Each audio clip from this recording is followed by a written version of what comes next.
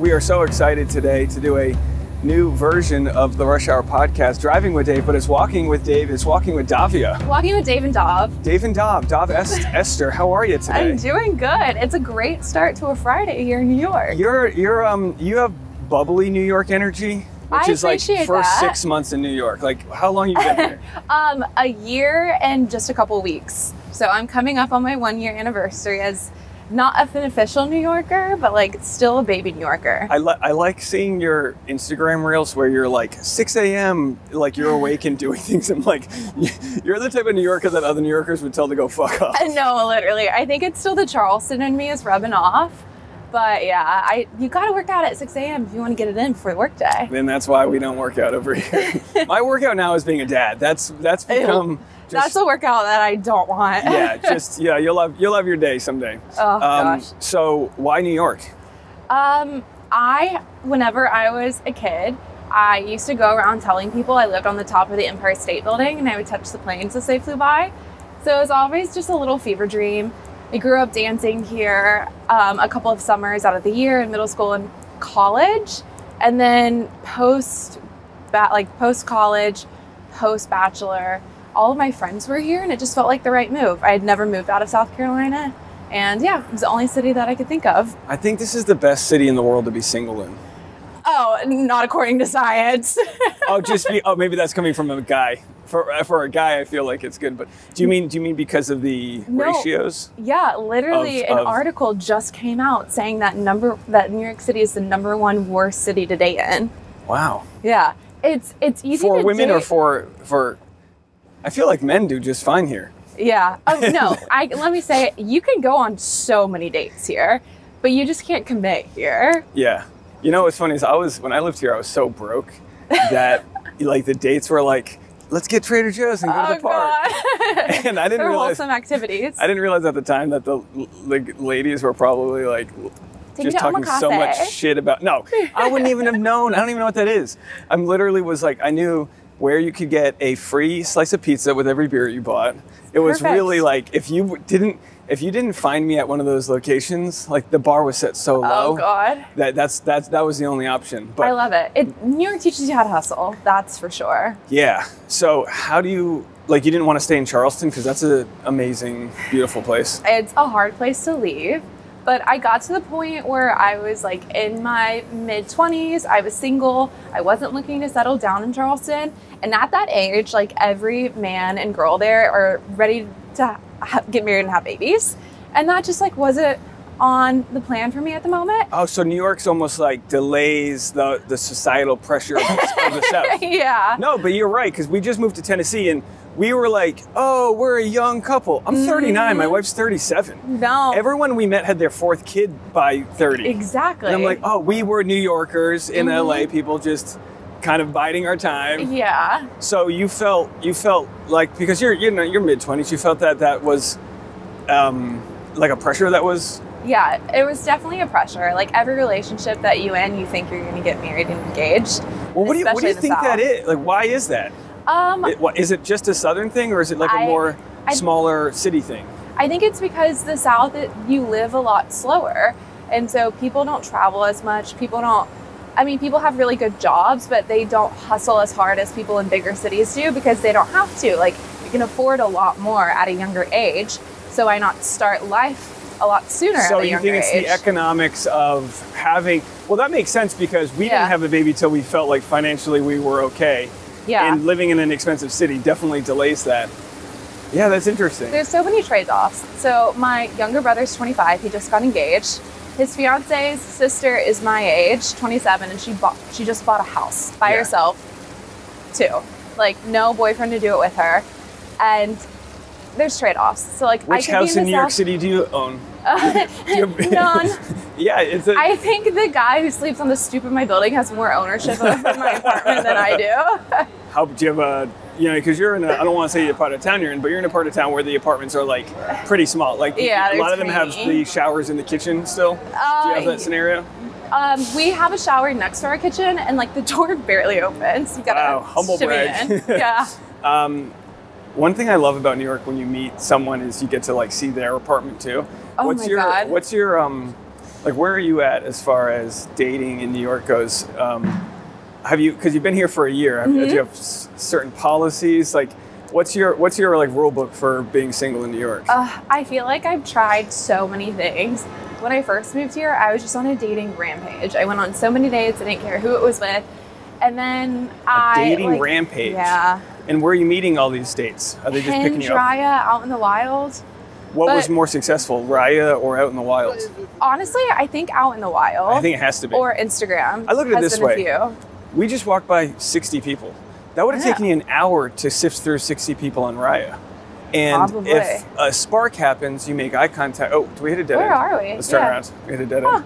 I didn't realize this was that store. No, it's not. That was just on this end of this. Oh. So on like online dating, you paint the person in the best light you want them to be, and nobody ever lives up to it. Yeah. Versus in person, you immediately either get the ick or go, oh shoot, we have chemistry. So like that, is this the end of it? How does it? We have to go down. Let's go down and we'll. There's no way this is the end of it. No, it's definitely not. Oh, maybe it's this way. There's arrows. There's arrows. All right, I have to be on your left. Oh, okay. Stop by our neighbor. Oh, we might have to go to Chelsea Market. Chelsea Market's cute. We did noodles there the other night. Ooh. Handmade noodles, best in town.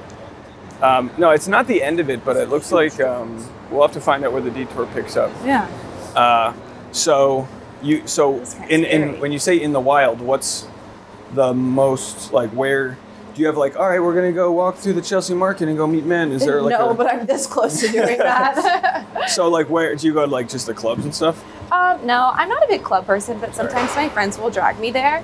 I don't know, just through friends of friends.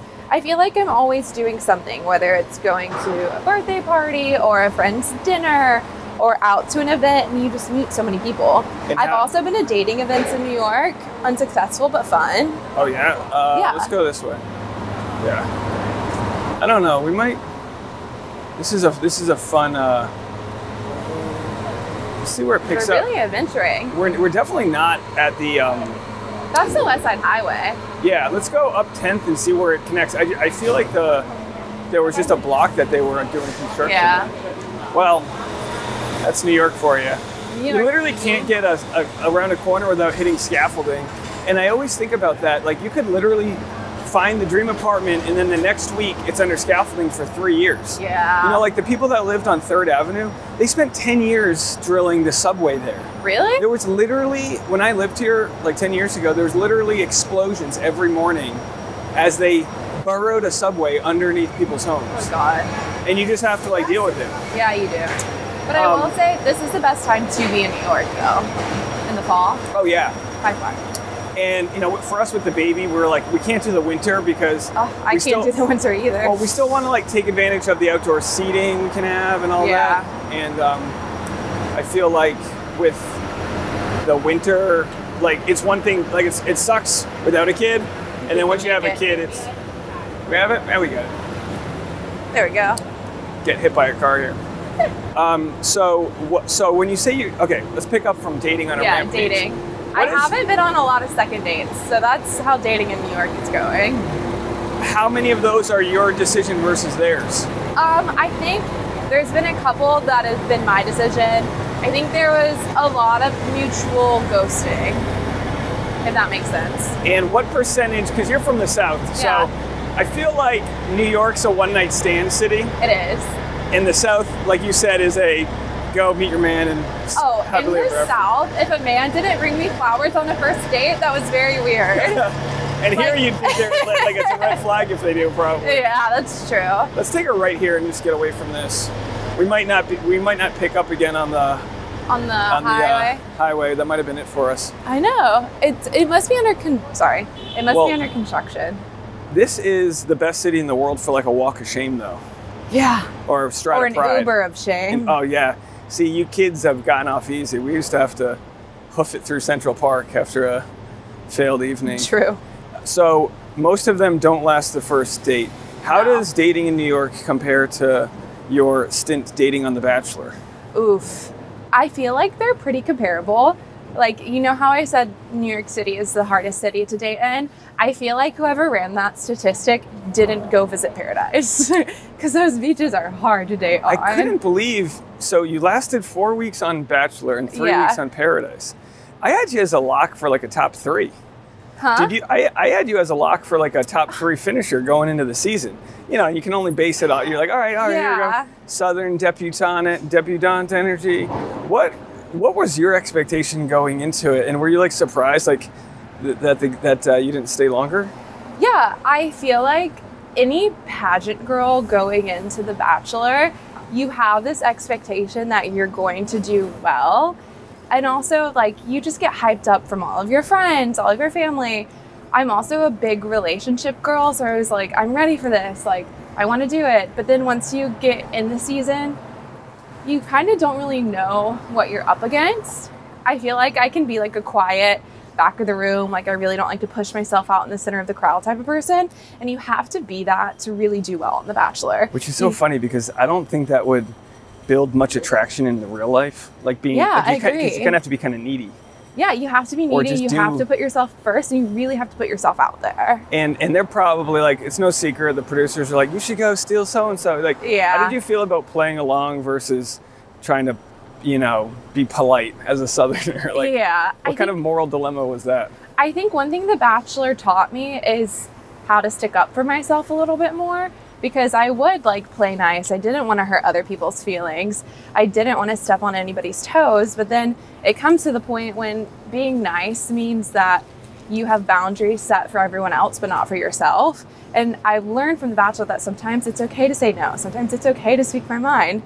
Sometimes if someone's acting up, it's okay to confront them and talk to them about it, as long as you're doing it from a place of genuine care, not for the cameras or calling someone out.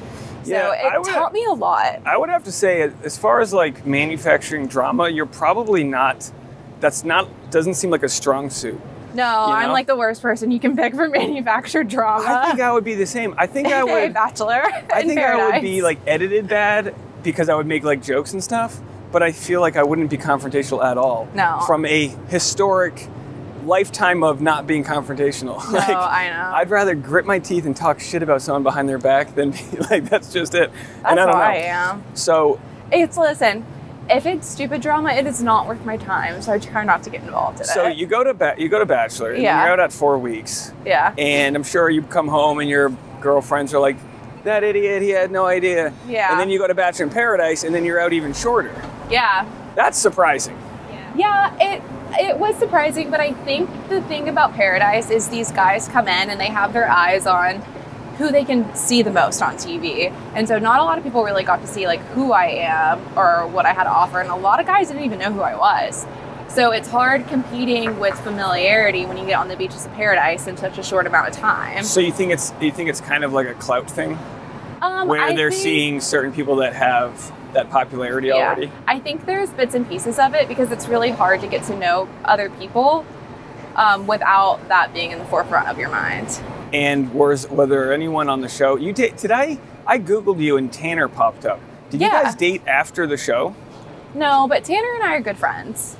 Was there anyone that was on the show that gave you a nice DM after to like see what like life looked like after the beach? After the beach, unfortunately not. No. Really? Yeah. So I'm just out there taking L's in New York, in Mexico, in the DMs. DM this lady here. She's always. You know, a lot of people that kind of get into the Bachelor world date within the Bachelor world. Yeah. What do you look for here in New York? Like, would you be open to a Bachelor relationship, or have you like sort of cut ties on that life? No, I've never cut it off with the possibility of like someone from the Bachelor or a Bachelor relationship. I've crushed on a lot of Bachelor boys in my time, but I think as of right now, I'm looking for someone who's like focused on the career, wants to build something, like enjoys like life and going out and like kind of just like takes it by the handles. I don't know. I'm really attractive to executive authority. That's a good word. So like a man in a suit? A man with a plan. All right, so, well, I've actually read this, that the biggest indicator for what women are looking for is not like what a guy has, but it's his potential. Exactly. No, I don't need a 6'5" man in finance with blue eyes and a lot of money, because usually they're assholes. I want just like a guy who like works really hard, has a plan, who's passionate about something, and can share it with me and other people. I think the saddest part about being single is like you don't have that person like pushing you to reach your dreams. And like I want to be that for someone else, and I want someone else to be that for me. Yeah, you know, so you talk on your Instagram at least a lot about wellness and your journey. Yeah. I think, did you just get back into dancing? I want to talk about how you're finding yourself here. Yeah, I think it was really hard to find myself in New York because I was immediately threw into other people's friends. So I came here, I moved in with Greer, I immediately met all of her friends. And to learn the city, I adopted a lot of other people's lifestyles, which is like going out, going to dinners. But the longer you're here, the more you have to make the city your own. So I've definitely found that after a year. I've made some great friends. Honestly, some of my best friends I've met through Bachelor people. So Katie and Zach, one of my best friends, Kurt, I met him through them in Austin. So Katie, you, of course, were sort of dating Zach on the show. Yeah. Like everyone was. Yeah, everyone was. But his season, and it might be a testament to Katie. Yeah. His season seems to have the chillest ladies. Oh, for sure. That are still friends. I was just in San Diego 2 weeks ago celebrating Kylie's birthday with all the girls. Yeah. So, who from that season is like, has surprised you, like that your friendship's like maintained? Or is it just like a group chat? You're all kind of... I think it's like a group effort. I mean, I'm super close with all of the girls. I would say like, I couldn't even pick like who I'm closest to now because so many friendships have shaped and morphed throughout the course of like the 2 years that we've been since the show. But I love them. Like all of the girls, like the girls in New York, like Greer, Ariel, Charity, to like girls all over, like Mercedes, Kylie, Jess, Katie, Gabby, Bailey, like I couldn't say enough about any of them. Yeah, and I kind of feel like friends, you know, you get your friends for life, but then you also have your sort of situational friends, which is like, who's single? Who's going to go out with me? And you know, when you settle down, sometimes you might not, let's take a right here. Sometimes when you settle down, you might not be, you know, doing the same things you would do if you're single. So you kind of have to ebb and flow through like a friend group. I know when I started dating my wife, one of my buddies got like really bummed out. He's like, you've changed. And I'm like, sorry, I'm happy. Like, you're just like, sorry, bro. Like, that's how it is. You'll see me when you see me. Like last night after my show, I was like hanging out with a couple of my guys and I was like, I got to go home. My wife's probably breastfeeding. I feel guilty. Like she's going to need me to change the diaper, you know? Aww. You just like, you have to, your priorities are like, well, I mean, I think it's the bare minimum. Yeah, true. But your priorities. That's New York dating. Yeah, the New York dating is the bare minimum.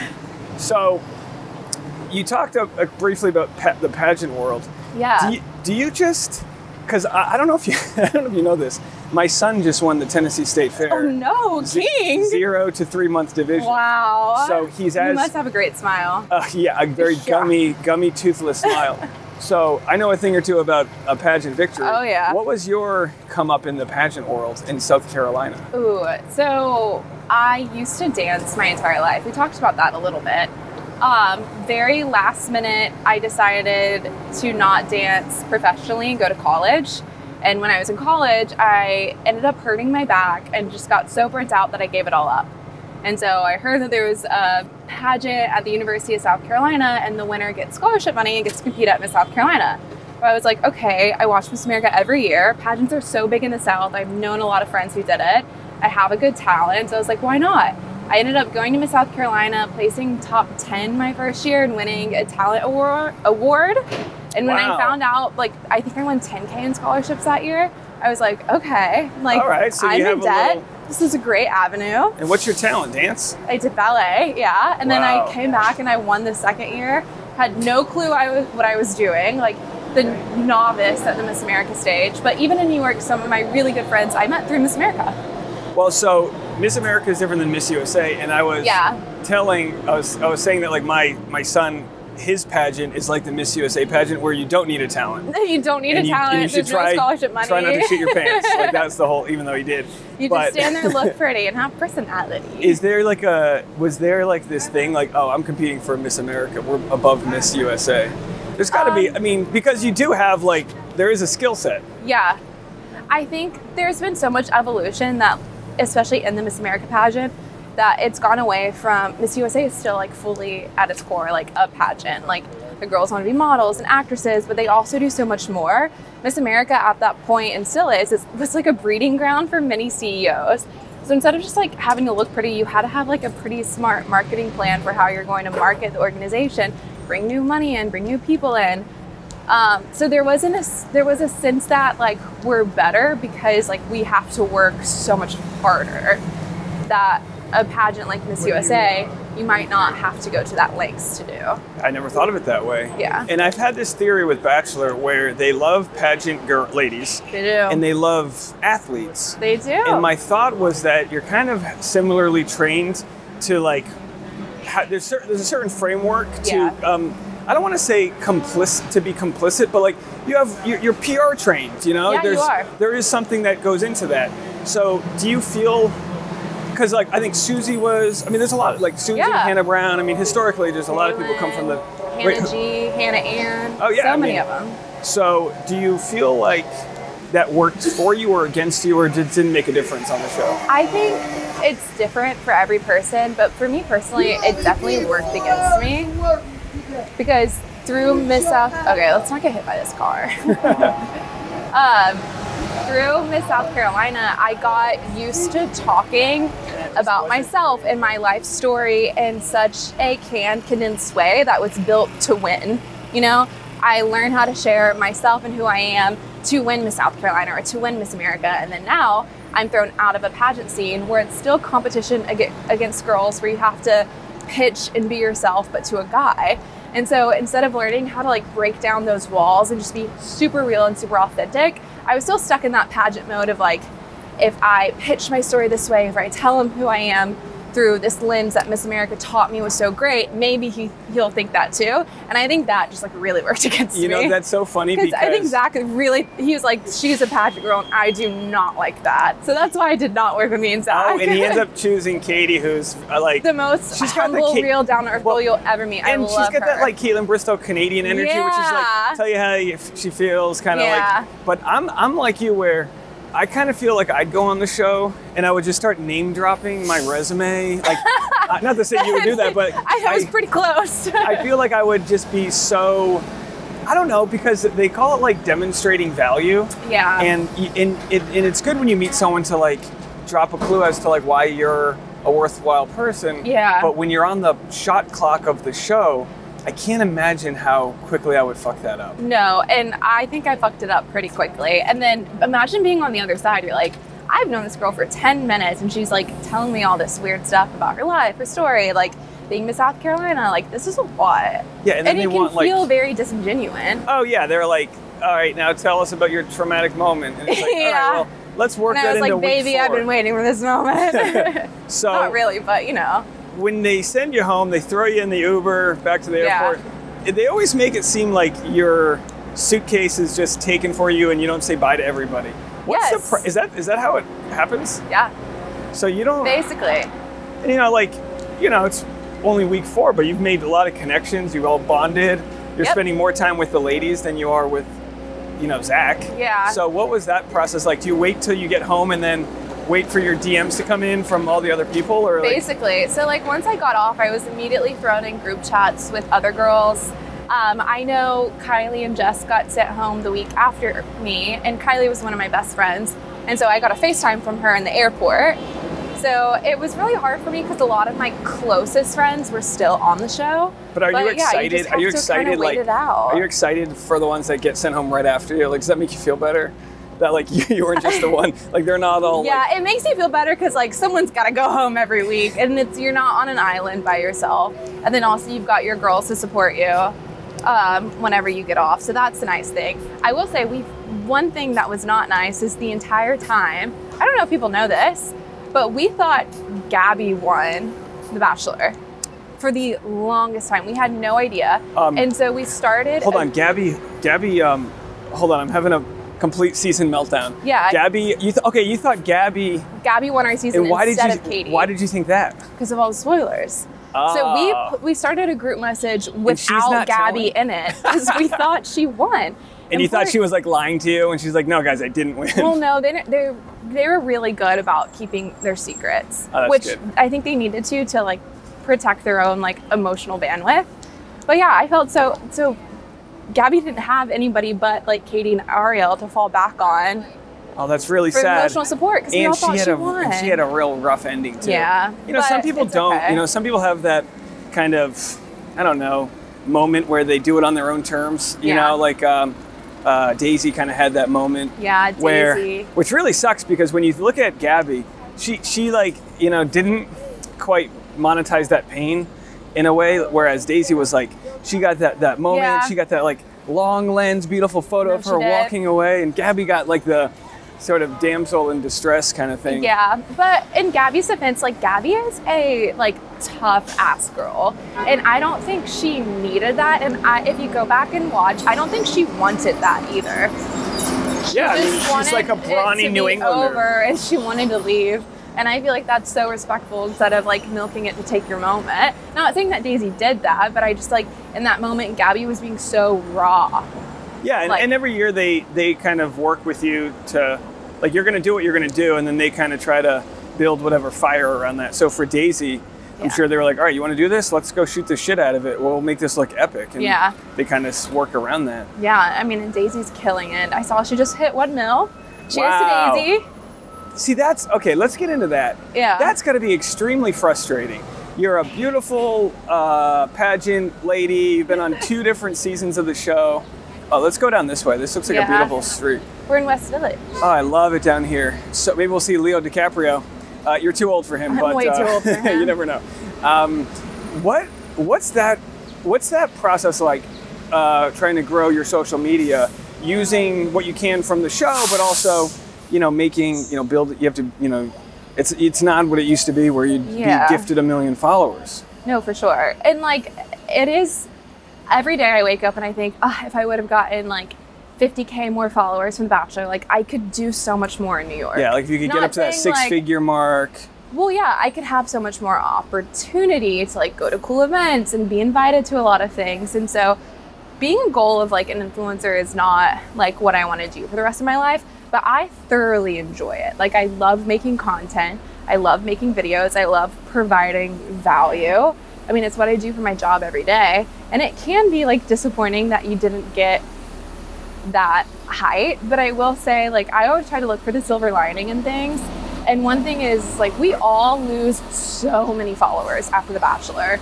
So many. Because people see us for a season and they click that follow button because they want to follow our love life or our journey through The Bachelor. And then once they get to meet us in our real lives or our socials, they don't really care.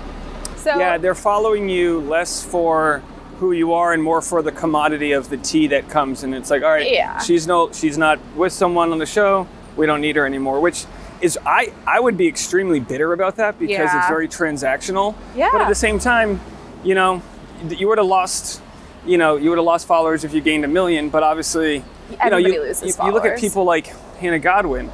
She didn't win anything. She was never a lead. And she's got a full-blown career out of it. Yeah, just because. Also, I have been following her since before The Bachelor. She's another pageant girl that I knew from Alabama, and so she's just always been a social media wizard. So she's been killing it. I think she was like born to do influencing. There you go, born to do. And anyone who knows my channel knows I'm a huge supporter of everyone building your own equity, because the world that we live in, it is like all you can do. Any job can fire you. Any job can automate you. The one thing you can do is try to have an audience to sell whatever you want to sell to. Yeah. Which might be, let's go straight, because construction truck. And it might be, you know, you might want to open a donut shop up one day and people love you, so you open a donut shop. It really doesn't matter. It's whatever, like, I love New York because I'm like trying to walk away from construction and I'm pinned down. Well, we'll wrap this up in a second here, but tell me, you know, I touched briefly on your dancing. A lot of people, I think in their 20s, go into whatever their job is. They stop doing whatever extracurriculars they did in high school. And a lot of people just like, kind of like lose they really dim their light. Yeah. So what's the process been like to start dancing again? For me, it was really difficult at the beginning because I used to dance pre-professionally and I used to hold myself to this higher standard. especially in the ballet world, like you're constantly judging your body, how you look and how successful you are. So it took a while to like shed that and realize, okay, like when I look in the mirror in my little ballet outfit, I'm not going to look the same, and I had to be okay with that. But the moment that I was able to get past that, I think picking up hobbies that kind of heal your inner child, it's the most freeing feeling in the world. And I get caught up a lot in trying to do things that make other people happy in New York. So if that's like going on a ton of dates or going out or going to these dinners, but if I really sit down and think about, okay, what's going to make me the happiest version of myself today, where I can get through my work day, I can get through whatever I'm like dealing with at home, it's just dancing. And so I don't know if I'm ever going to live in a city again where I have the opportunity to take ballet classes as a 27-year-old from really amazing teachers and from people who've grown up dancing their entire life if I didn't live in New York City. So like, why not take advantage of that while I'm still here? Yeah, absolutely. And you spoke about like sort of fixing your inner child. Yeah. What would you say you've learned about your inner child and what she needs and what you're trying to do to like, you know, like bring her back to flourishing? Yeah, I think like healing your inner child and doing a lot of groundwork from whatever type of like trauma or things that you've gone through has been a big focus of mine within the past 2 years. And everybody's different, but I think for me, the biggest thing that I needed to heal was an abandonment wound. So for me, it's like healing my inner child is making sure that I'm there for myself and I'm showing up for myself. And I don't feel like anyone's abandoning me, because that feeling can always come and go if you're putting that source of safety into other people. And it's like finding that within myself and finding routines that make me happy. And like ballet has become a part of it. Do you feel like abandonment comes up in relationships? And what is your, like, there's codependent, there's counter-dependent. Yeah. Do you feel like you chase after people or run away from people if you feel like to protect yourself from abandonment? I do both. So I'm like something called a disordered attachment style or disorganized. And so I can fluctuate between the two. And before I realized where it stemmed from, it could be really traumatic for me in relationships, because I would be so hyper independent that I didn't need a boyfriend, or my partner felt like they didn't need them. And then I would swing into moments where it would trigger my anxiety and then I would need them at the same time. So I would kind of yo-yo between the two. But Which makes perfect sense, because it's all like magnetic, right? It's like you're either one or the other. And you can be codependent and find a counter-dependent person, and it might not be healthy, but it still kind of sticks. Yeah. And I think, you know, hey, let's just pull over right here and we'll finish this up.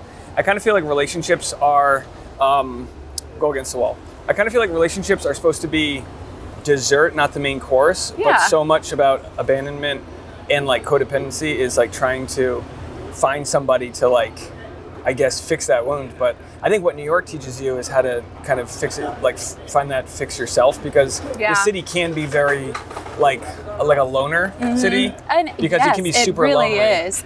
And you have to find things that make you happy. I mean, and then the one thing I will say with abandonment, it's like you're so used to like having that wound where you have to find dependence, but the moment someone makes you feel like they're going to leave, it brings up that insecurity again. And like, no matter how independent you are, you still want them around.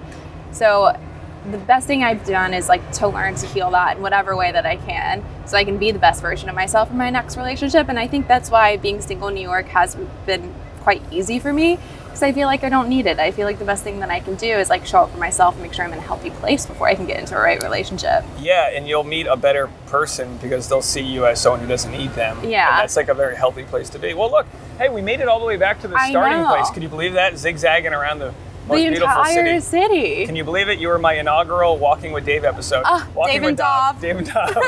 Thanks again for doing the show. Of course. How can people best support you? Just Instagram? Oh yeah, you can follow me on Instagram at Davia Esther, or TikTok at Davia Esther. Or if you have a brother, you can send them my way. I'm just kidding. Is this guy your type? No. Shirtless? It's not your type? But no. No? All right. I don't think he likes women anyway. All right. Well, thank you so much. Have a good one, everybody.